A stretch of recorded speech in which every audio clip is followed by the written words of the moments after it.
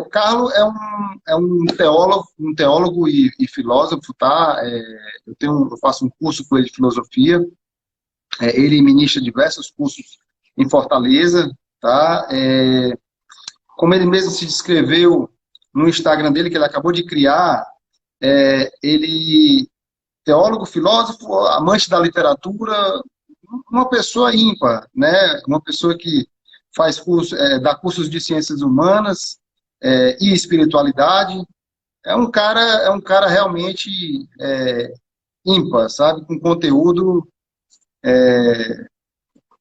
impressionante. Uma pessoa que eu admiro muito. Então, eu vou chamá-lo aqui, né? O objetivo dessa live é falar um pouco, né? Trazer um pouco de esperança, né? De alento nesse momento de dificuldade que a gente vive no mundo, né? Bom, agora é com o Carlos. É com o Carlos. Bom, pessoal, comecemos. Boa noite a todos e todas que estão ligados e que estão online, que estão aqui não tendo o que fazer sábado à noite, numa hora dessa, no horário nobre, né? Eu tô achando isso uma vergonha, mas insistiu muito e eu estou pegando, de certa forma, corda nesse novo momento, começando a dar aula por esse viés.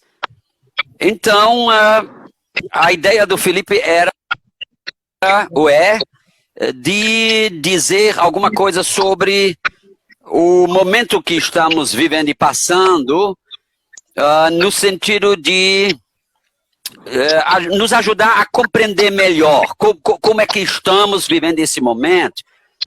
E eu tenho, com relação a isso, eu tenho 3 coisas a colocar nessa pouco menos de uma hora que temos agora. São 3, vamos dizer assim, questões que eu quero tratar, e uma delas, a primeira, é introdutória e não tem exatamente a ver com o momento que estamos vivendo. É uma questão sobre a contribuição que a filosofia, a reflexão crítica pode prestar a gente nesse momento, né? Porque eu não gostaria que vocês tivessem a ideia errônea de que eu vou fazer aqui uma espécie de terapia online, ou coisa parecida, de coaching, para você se sentir melhor. E você está entendendo? Não é meu papel. Nunca foi meu papel fazer as pessoas se sentir melhor. Então, se alguém estiver aí ligado ou ligada, achando que é isso, é melhor se desligar. É melhor se desligar agora, certo? Então, a minha primeira questão hoje é: esperamos o que podemos esperar da filosofia nesse momento, né? O que é que eu quero dizer da filosofia? Eu quero dizer de uma atitude pensante perante a vida. Uma atitude pensante, uma atitude reflexiva. O que é uma atitude reflexiva? É uma atitude mental que reflete, ou seja, que faz uma flexão reflexiva, faz uma flexão para trás, que cai nas suas próprias costas e pergunta: o que é que eu estou fazendo? O que está acontecendo? Uma reflexão. Isso eu chamo de uma atitude pensante. Porque existem atitudes dormentes, não pensantes. Muita gente está assim, perdido nesse momento. Muita gente está perdida no sentido de estar praticamente boiando nesse momento, sendo arrastado pelo noticiário, pelo confinamento, pela crise e você está entendendo? Que está assim, não está conseguindo imprimir ao seu tempo de quarentena, ao seu tempo de confinamento, não está conseguindo imprimir à sua vida um projeto, uma coisa aproveitável, um rumo. Então, o que é que podemos esperar de uma atitude pensante nesse momento? Uma atitude consciente, que ao invés de se dopar, ou de querer fugir, ou de querer simplesmente se distrair, opta por pensar esse momento, opta por refletir sobre esse momento. Aqui, novamente, eu tenho 3 tipos de resposta, que são 3 tipos quase antagônicas de resposta, e no final eu quero da minha resposta pessoal, ok? Nesse primeiro bloco. Então, o que se pode esperar de uma atitude pensante perante a vida e perante esse momento? A coisa que devemos encarar é contrapor uma atitude contemplativa a uma ética. Né? Uma atitude contemplativa ou uma atitude crítica. Na história da filosofia, essas duas, como é que eu posso dizer, essas duas opções, essas duas compreensões do que é refletir, sempre estiveram se bicando e se contradizendo. Né? Sempre teve gente defendendo que fazer filosofia, refletir, é basicamente um esforço de contemplar o que está aí. Ou um esforço de interpretar o que está aí. Ou um esforço de compreender o que está aí. E, de certa forma, esse foi o título, por exemplo, que o Felipe escolheu. Né? Compreendendo esse momento a partir de um pensamento crítico, certo? Mas, por outro lado, sempre atribuíram a filosofia a uma finalidade crítica, uma finalidade transformadora. Não estamos aqui apenas para contemplar, para tentar entender melhor o que está acontecendo, ou para simplesmente interpretar e conferir né? Vocês conhecem a famosa tese da filosofia da praxis, né? dos caras né? que sempre disseram, baseado em Marx, que diziam, tem uma famosa frase de Marx, Karl Marx, século XIX, alemão. Karl Marx dizia, o que a história da filosofia fez a vida inteira foi interpretar a realidade. Quando urgia, transformá-la. Então, essa contradição, ela perpassa a história do pensamento humano.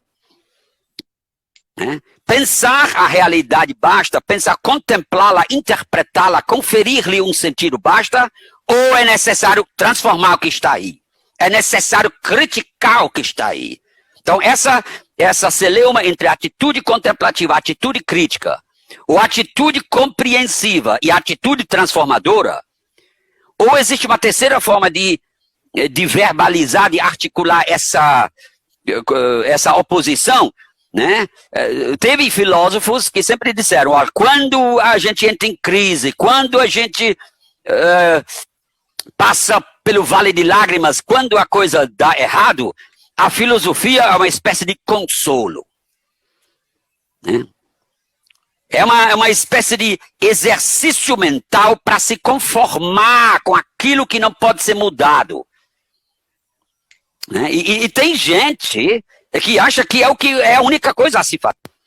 Né? Um famoso filósofo que teve essa tese, escreveu até um livrinho lindo, e no século VI depois de Cristo, quando os ostrogodos dominavam na Itália, um dos últimos filósofos romanos, de cultura romana, chamado Boécio, foi preso por Teodorico, depois foi até executado. Mas, enquanto preso, ele escreveu,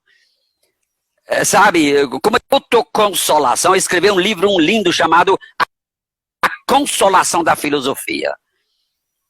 É muito bonito. Mas a proposta dele era essa, ou seja, é uma proposta de ser estoica.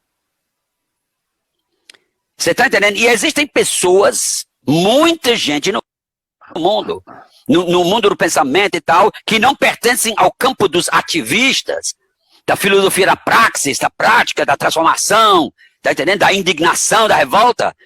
Muita gente diz, olha, quando há coisas inexoráveis acontecem, como uma pandemia, uma epidemia, como uma guerra, como um terremoto, uma catástrofe natural, O pensamento serve para você se consolar e se conformar, para buscar resiliência.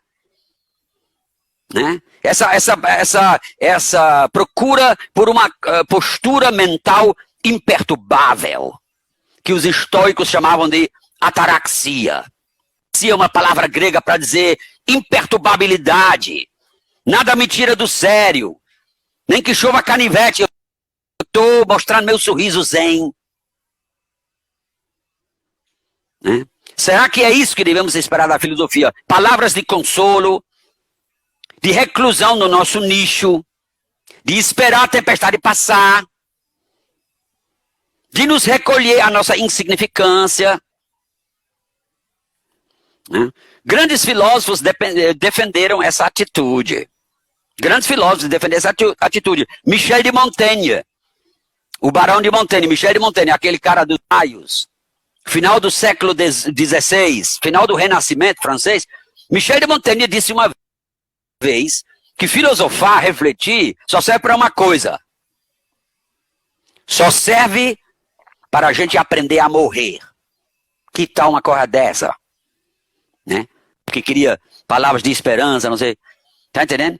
Aí vem com Michel de Montaigne. Claro que Michel de Montaigne não quis dizer apenas que a filosofia nos serve no momento da morte, no momento do declínio final. O que ele quis dizer é que, como nossa vida está o tempo ameaçada pela morte, como nossa vida é, na verdade, um caminhar para o túmulo, como dizia Heidegger, assim, na verdade, a filosofia serve para uma coisa, para achar uma atitude digna, serena. Né? Esse tipo de filosofia, que faz da filosofia um consolo, que faz da filosofia uma muleta, que faz como se diz assim, um baú de onde você tira poder com aquilo que você não pode mudar, capacidade de aceitação, resiliência. Né? Michel de Montaigne quis dizer assim, isso nós vamos precisar a vida inteira. Porque a vida inteira, na verdade, é um caminhar para a finitude, para o limite. Para o fim da linha. Certo?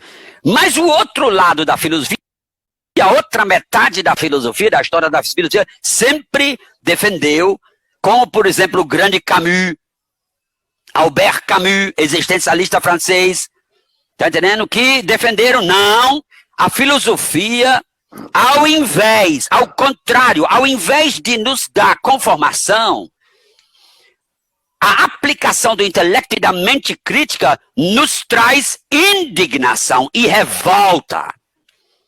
Esse é o outro lado. E, de certa forma, hoje à noite, devemos tentar uma síntese entre essas duas coisas que podemos esperar da filosofia.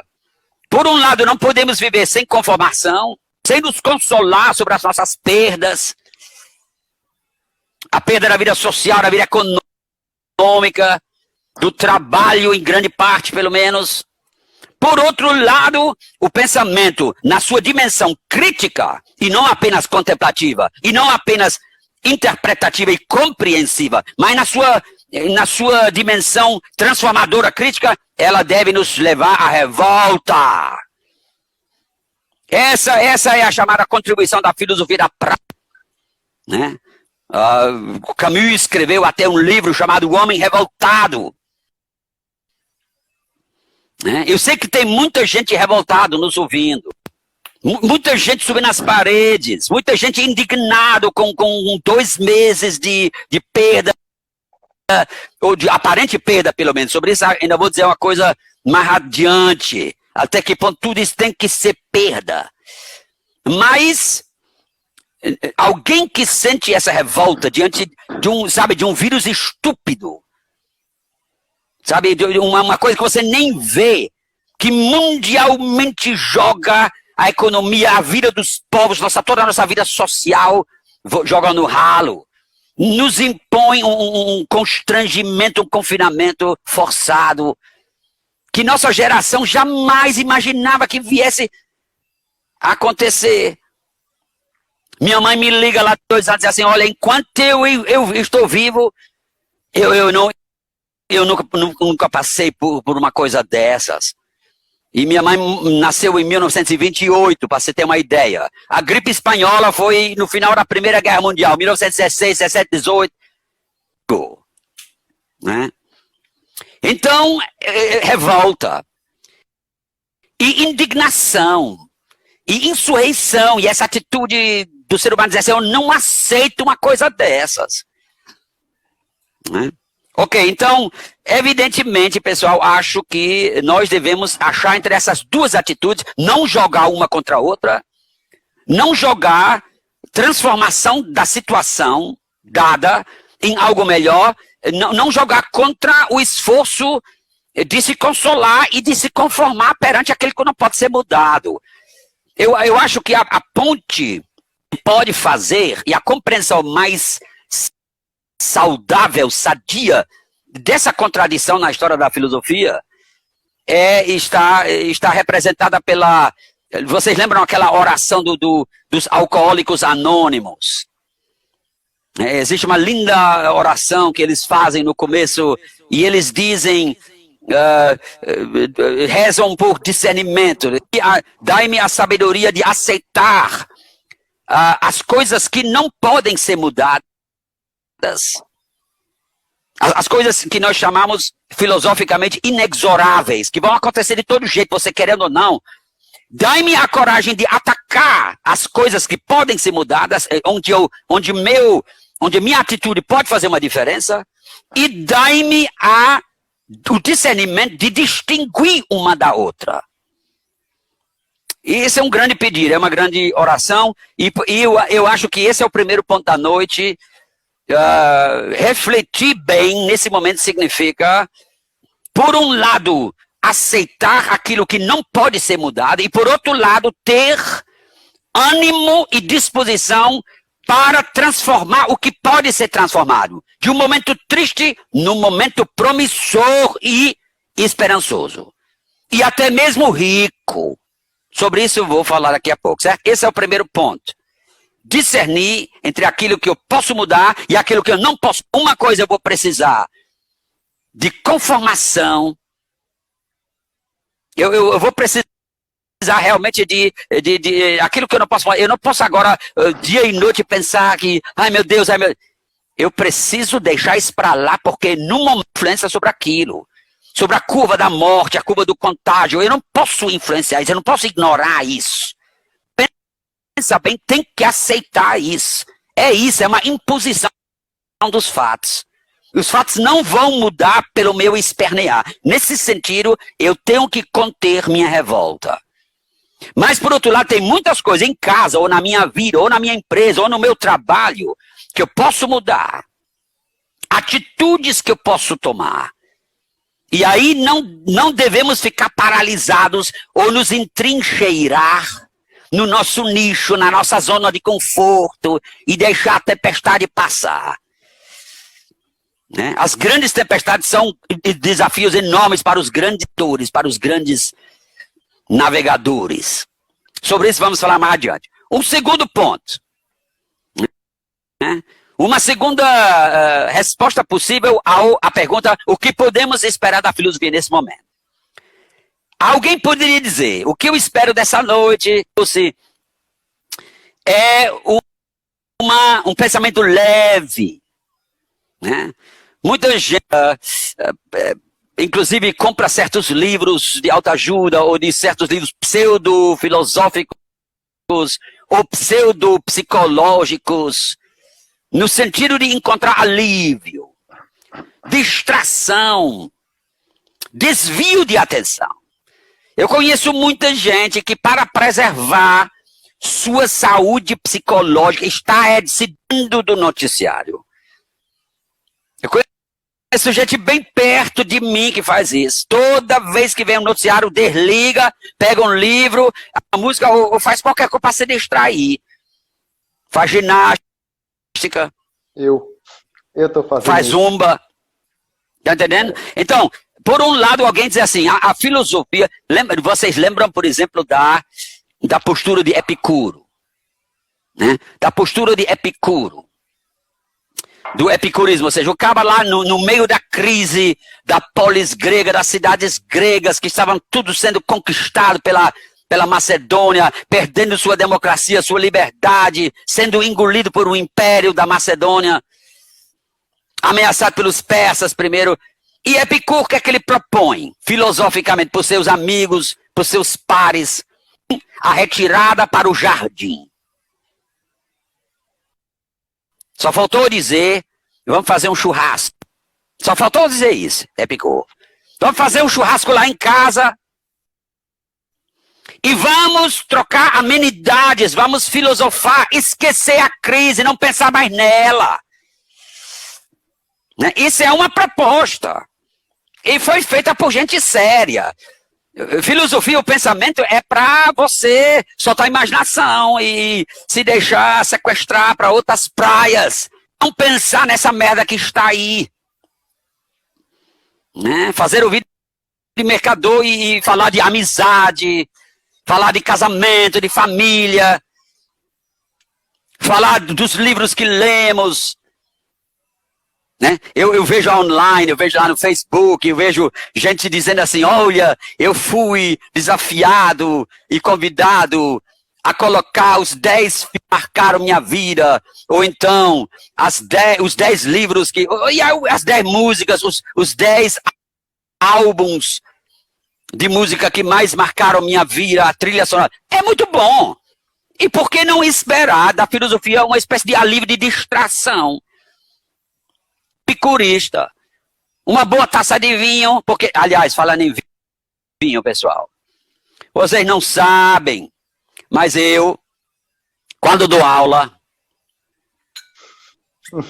eu tomo uma. Pronto. Ai, ai. Né?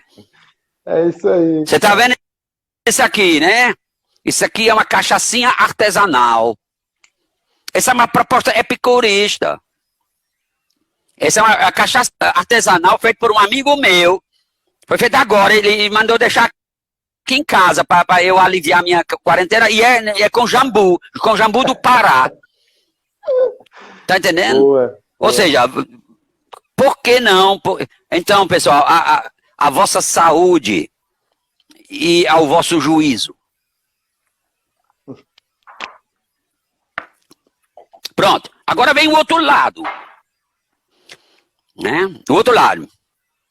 E agora vem a parte que eu talvez mais defenda. E é por isso que talvez, não sei se o Felipe vai gostar, mas outra banda da filosofia defendeu e defende até hoje o contrário. Que o pensamento deve servir, na verdade, não é para fugir da crise. Não é para fugir do noticiário. Não é para fugir dos maus sentimentos, da angústia que nos invade. Tem muita gente angustiada, inclusive na minha casa. Mas os outros dizem, não, o filósofo, ao invés de fugir da angústia, ele aprofunda essa crise, ele aprofunda a angústia, ele se concentra no problema. Ele faz focar na questão. Ele se informa muito bem, ele não foge dos dados. Ele quer estar à altura do que está acontecendo para poder melhor compreender o que está acontecendo. Então, enquanto uns defendem o pensamento como um convite a um encontro prazeroso para botar o astral para cima, outros defendem um encontro filosófico como um verdadeiro mergulho, uma verdadeira escavação das causas. Porque, segundo essa linha de filósofos, o filósofo tem que buscar os fundamentos, ele tem que buscar alicerce, ele tem que buscar o andar de baixo. O andar de baixo. E é o que eu pretendo fazer. A arte da filosofia, né? A arte da filosofia consiste em aprofundar, convidar todo mundo a mergulhar no âmago da questão, ao invés de apenas trocar como os filósofos da moda da televisão. Eu não quero desfazer dele, não, também não vou citar nomes, mas né, os grandes filósofos como os existencialistas, como Kierkegaard, Søren Kierkegaard da Dinamarca, ou Heidegger, Martin Heidegger da Alemanha. Esses foram caras que acharam que a filosofia serve para entrar no âmago da crise. Ou seja, é para gente corajosa, é para gente destemida, que não tem temor de certos assuntos, que não foge do desafio. E aí o problema é que não tem medo de se sentir mal. Tá entendendo? Sobre isso eu vou dizer alguma coisa no próximo bloco. Mas eu estou terminando meu primeiro... Aqui também eu vou tentar fazer uma ponte em dizer, minha proposta é mergulhar e aprofundar a própria angústia, é verbalizar a angústia, é articular essa angústia, é falar dela ao invés de fugir dela, porque fugindo da angústia você aumenta a sombra dela. Né? Mas a gente pode fazer isso de uma forma prazerosa. A gente pode fazer isso que no final dessa noite, ao invés de você estar mais angustiado, você pode sim se sentir mais aliviado, mais encorajado com o compartilhamento da angústia. Não sei, do mau sentimento é o remédio certo. Né? Eu nunca fui que valorizasse a fuga. Tá entendendo? Eu assisto minha Netflix, eu assisto meus seriados, mas o heroísmo dos meus seriados não me convida para o reino da fantasia. Ele me lembra do necessário heroísmo nesse momento da minha vida. Nesse momento difícil da minha vida. Eu não estou podendo dar aula e eu... Tá entendendo? Bom, é o seguinte, essa foi a segunda. A terceira e última, antes da minha própria resposta, né? É você, quando eu digo o que podemos esperar da filosofia, teve uma linha de pensadores, né, que sempre achou que o pensamento deve estar a serviço da verdade. A serviço da verdade. E outra linha de pensamento da filosofia sempre achou que o pensamento, a reflexão deve estar a serviço da vida e não da verdade. Eu vou explicar melhor essa terceira opção. Né? A primeira oposição foi atitude contemplativa ou atitude crítica transformadora. A segunda foi filosofia como alívio de distração, né, como refúgio no jardim, no quintal, no churrasco, ou filosofia como mergulho na angústia para enfrentá-la, como aprofundamento desse momento crítico. E a terceira é filosofia a serviço da verdade ou filosofia a serviço da vida. Eu vou explicar de que se trata nessa terceira questão.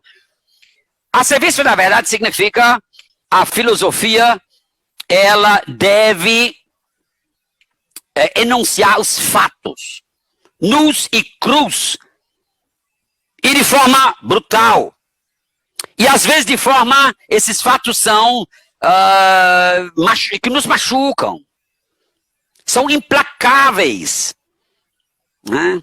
Existem certas verdades que a filosofia anuncia, que não são vivíveis, que o ser humano não consegue viver, por mais que seja verdadeiro. Tem gente que diz assim, não dá para mim, eu não consigo.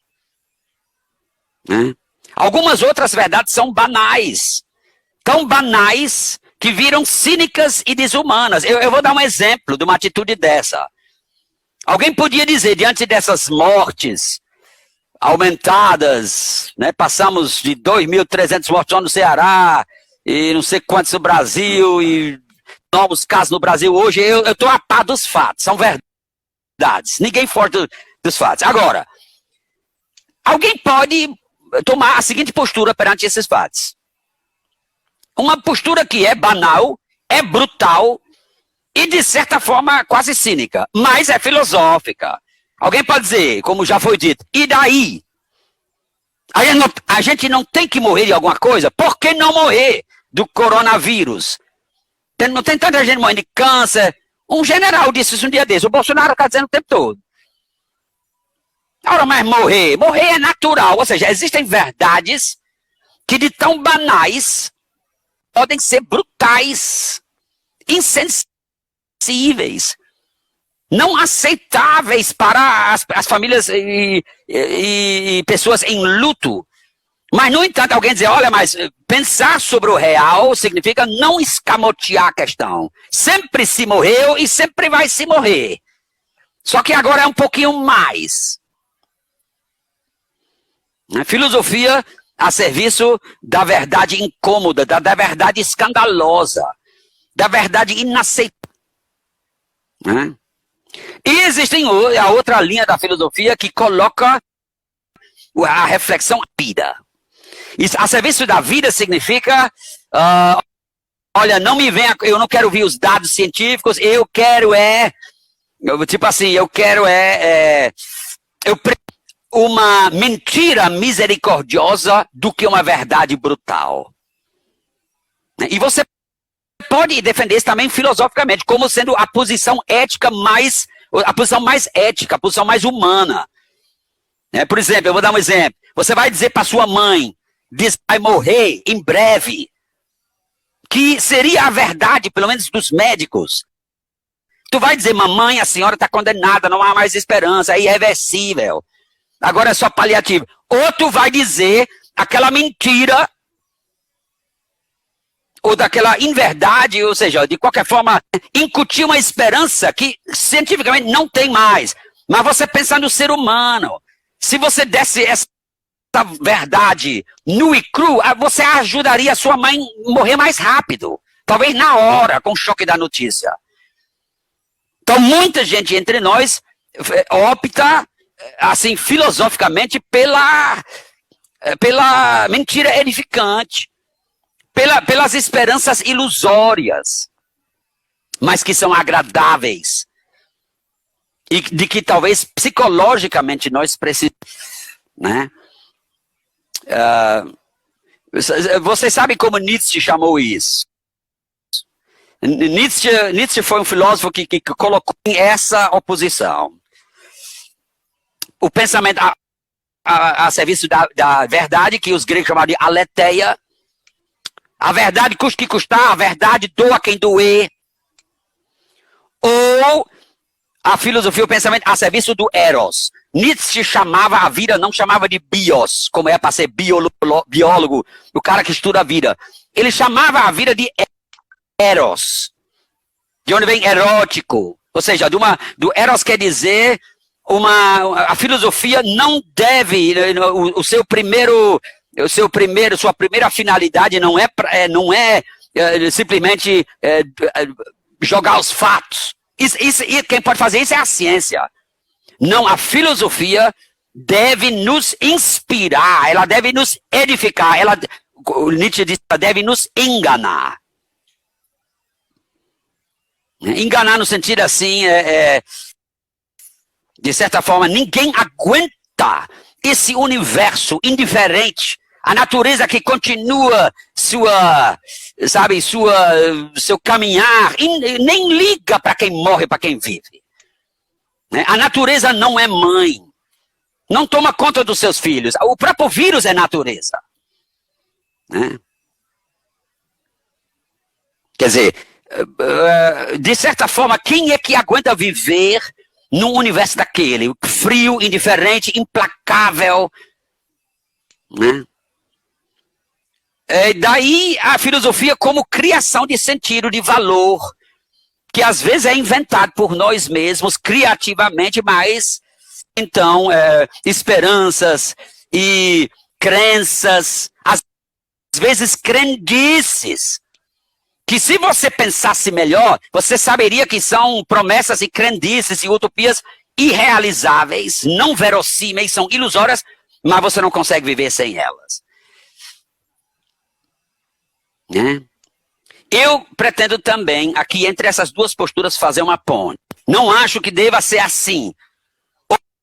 Ou a serviço da verdade implacável, ou a serviço da mentira que nos faz, da esperança ilusória, sem a qual não podemos, quer dizer, de alguma forma precisamos nos enganar com alguma coisa. Eu preciso acreditar que, Aí vem aqueles slogans, tudo vai passar, é passageiro, daqui a pouco estamos nos abraçando de novo. Pode ser que sim. Pode ser que não. Aí então muita gente diz, é preciso acreditar. É preciso acreditar. Mas também dizem os outros, é preciso não se enganar. Aqui também nós precisamos de bom senso, de discernimento. Quando nós devemos nos servir do amor à verdade e dizer as coisas de forma claras, sem escamotear, sem tapar o sol com a peneira, mas por outro lado, nesse processo, não nos tornáveis, cínicos, indiferentes perante aqueles que precisam do nosso apoio, da nossa palavra de esperança. E eu estou hoje à noite nessa incômoda situação de ter que dar conta das duas coisas. Eu vou resumir isso o que eu, Carlos Tucci, espero da filosofia, por que eu faço isso, né? Eu aceito de Nietzsche e de outros filósofos a ideia de que a sabedoria, lembra que filosofia quer dizer o amor à sabedoria, a sabedoria de vida, ela tem que ser biofílica. O que quer dizer biofílica? Quer dizer que a sabedoria deve servir à vida. Vida em primeiro lugar, dizemos nas comunidades de base. Vida em primeiro lugar. Então, esse é meu credo. É meu credo também em religião. E não acredito em religião que coloca a sua fé acima da vida. Eu acredito em que coloca a sua fé a serviço da vida. Mas também a serviço da verdade. Vida e verdade não podem virar duas coisas uma contra a outra. Nietzsche tinha razão quando dizia, tem certas verdades que são tão terríveis que destroem a nossa vontade de viver, que nos derrubam. Eu não quero ser hoje à noite aquele que quer pins, para se sentir mais aniquilados ainda. A gente quer levantar o astral, mas não a qualquer preço. Ficar a verdade. Então, isso é um grande desafio filosófico. E o que é que eu entendo por uma sabedoria biofílica? Que ama a vida. Biofilia, quer dizer, amor à vida. É uma filosofia que serve de orientação existencial. É o que eu vou tentar fazer no segundo e terceiro bloco. Uma tentativa de orientação existencial. Como dirigir, como orientar a nossa existência. Abrir um horizonte de compreensão do que está acontecendo. A gente vê os fatos do noticiário, vê os fatos da nossa vida, dos nossos amigos, né? Fulano está doente, está internado, não sei o que tal. Mas nós precisamos compreender, ampliar o horizonte de compreensão e abrir uma perspectiva de futuro. Nós temos que abrir uma perspectiva de futuro. E isso não naquela coisa, tudo vai passar, tudo vai dar certo, não se preocupe. Essa fanfarronice, né, essa filosofia carnavalesca, vai dar tudo certo, não. Né? Mas, na verdade, de que tipo de eu estou falando? Preste atenção. Aqui eu vou finalizar o primeiro bloco me valendo de uma expressão do antigo presidente da República Tcheca, quando ela ficou independente depois da queda do muro, um cara muito legal chamado Václav Havel. Václav Havel disse uma frase muito interessante. Ele dizia assim, olha, ser esperançoso não significa simplesmente ser otimista. Se eu quero, por exemplo, hoje defender a esperança, eu vou logo dizer, não quer dizer que eu sou otimista. Eu não posso prometer para vocês que a civilização vai dar uma guinada, nós vamos poluir menos daqui para frente. Pode ser que sim, pode ser que não. Tem gente querendo acabar com o meio ambiente, exatamente no meio desse... O Ricardo Salles é um deles.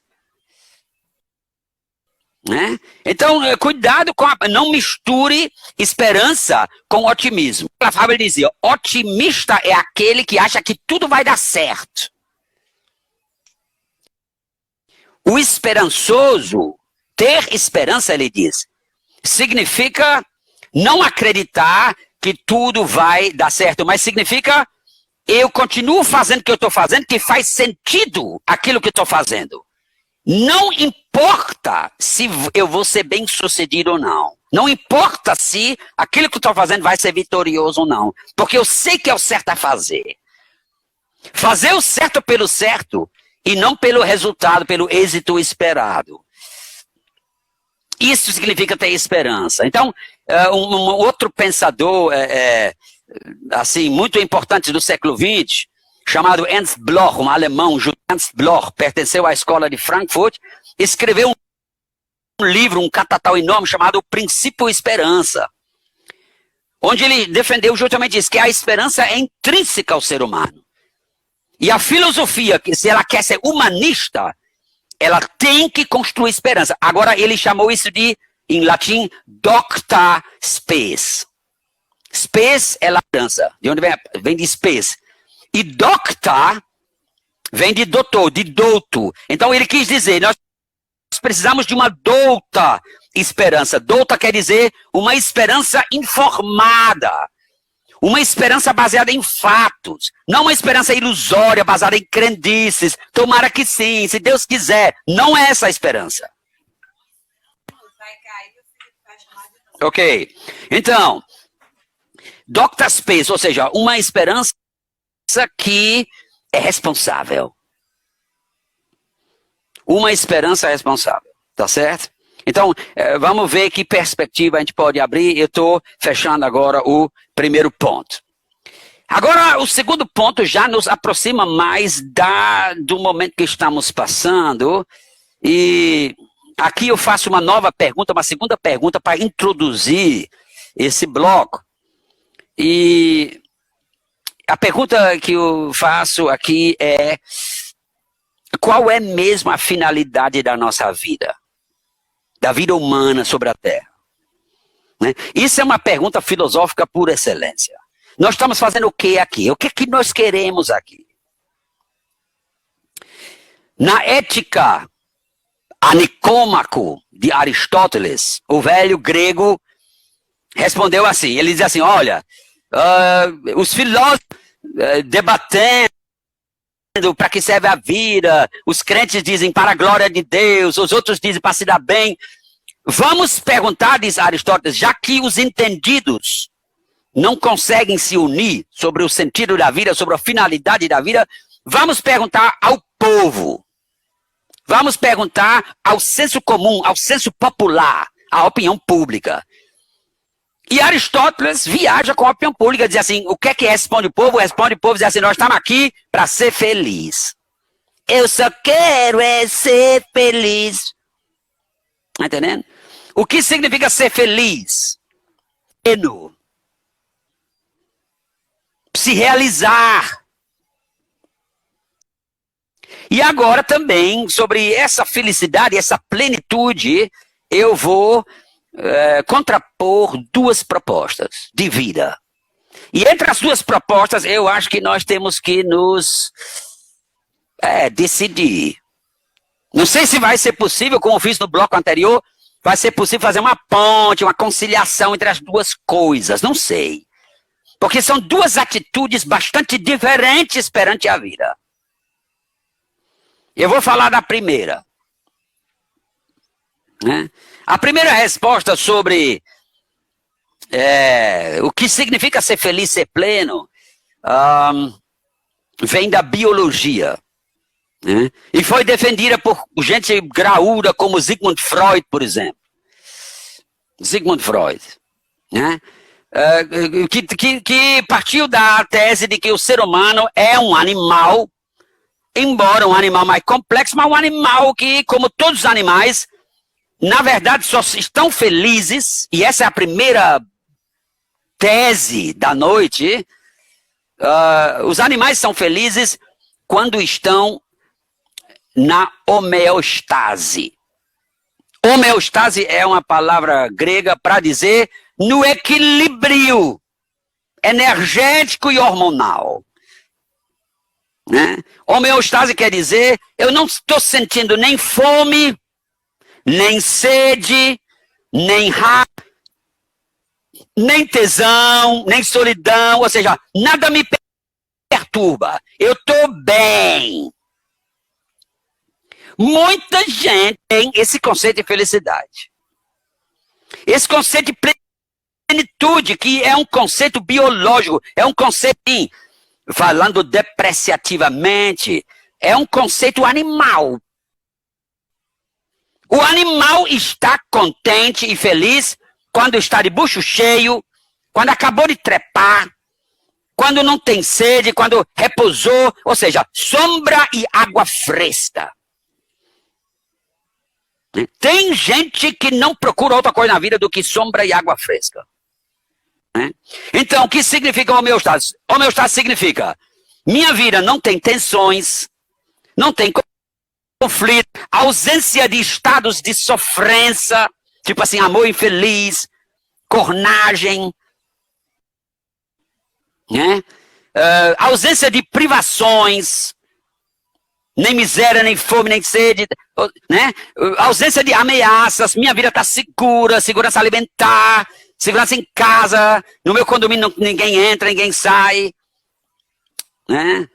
ausência de pandemia, ausência de assaltante, ou seja, minha vida está boa, está feliz, está plena, quando minha vida carece de perturbação, carece de problema, quando está tudo bem. Quando está tudo bem.